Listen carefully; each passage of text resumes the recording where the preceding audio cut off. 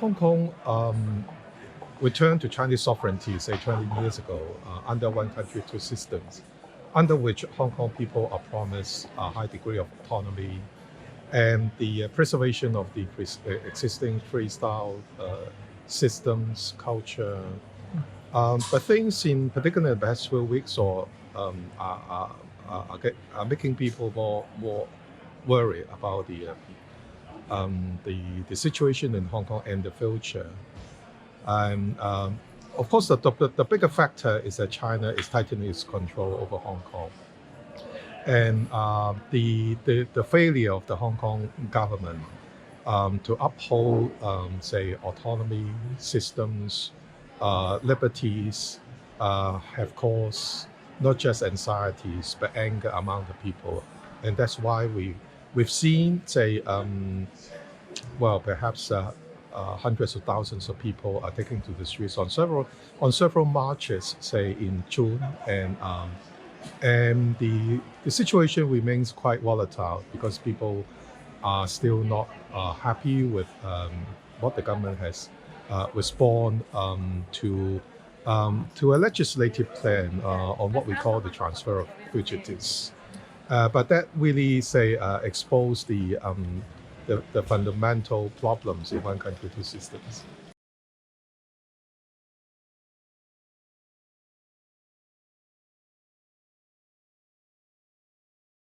She, say, made further her remarks saying that the bill is dead. But technically, that bill is still on the legislative agenda of this current session, which will only end, say, by July 2020. So that's about 12 months from now. So technically, it's still possible for the government to resume the legislative process, given just enough time for notice to the lawmakers. But of course, politically, it's almost not possible. But still, the government or the chief executive insists not to, say, accept what the people have demand, that is a withdrawal of the bill. Say, put it back, put it down from not on the table. So that's still a cause of tension. But then, of course, she also reject some important demands by the people, in particular for a statutory independent inquiry into what happened in Hong Kong in the past few months, particularly in the past few weeks. And because a statutory inquiry will help, say, bring officials to accountability. Officials, senior officials, perhaps even including the chief executive, might have to be summoned, say, to give evidence to the inquiry panel on why certain decisions were made, why certain decisions had not been made. And that's important to resolve the conflict for the time being, and also to recommend, say, long-term solutions that could be oblige the government to do in the, say, a report of the independent inquiry. But that now won't be done, so people are not happy with it.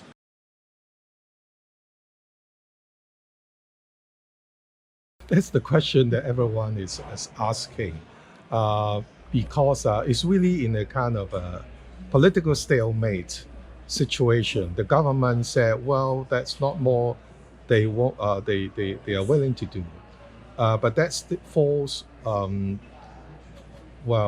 quite. There's a big gap between what the government would like to do and what the people want. So what we see now is a kind of persistent rallies, marches, non-cooperative movement, what we call Lennon War. People posting short messages in public places for putting pressure on the government, and also venting out their aspirations and what they what they want.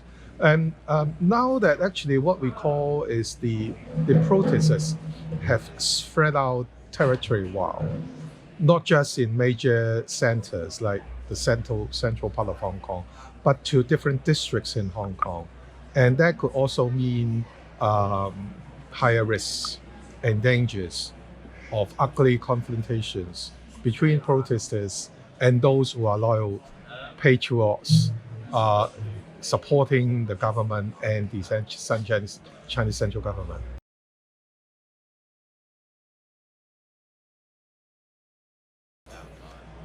Very limited, and of course, also of course, on the ugly side, propaganda, those pretty sharp confrontations, or the so-called occupation of the Legislative Council.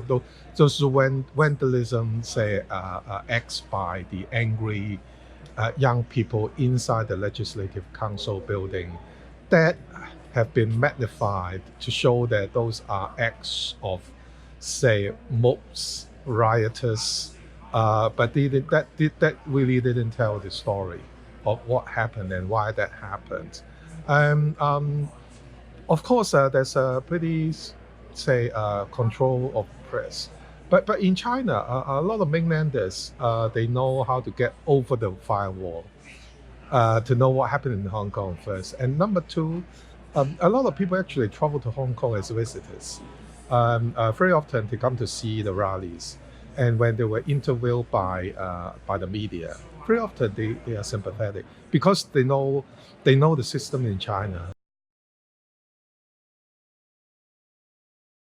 It's important that the Hong Kong is still on the radar screen of the international community, that the Hong Kong story is still there, and not just that the Hong Kong story is finished, or there's no longer interest or concern, because Hong Kong in many ways is still a shining example in many ways. The economy, the system, the majority of people, as you said earlier, and so it's important, not just for Hong Kong people, but for the international community, to make sure that Hong Kong remains a free, vibrant society. So keeping a close watch, speaking up when necessary on what happened in Hong Kong, on things that went wrong, in a sense that will put pressure.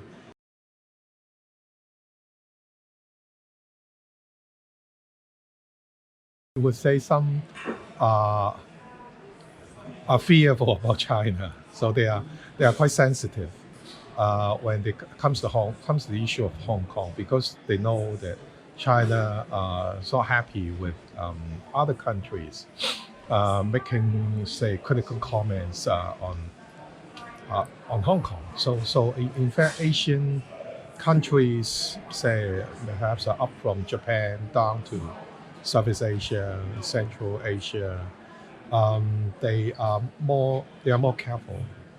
They are more careful, but we know that they also worry about China, and they are not. In many ways, they are not happy with the Chinese system, and also the way they deal with the laborers in the region.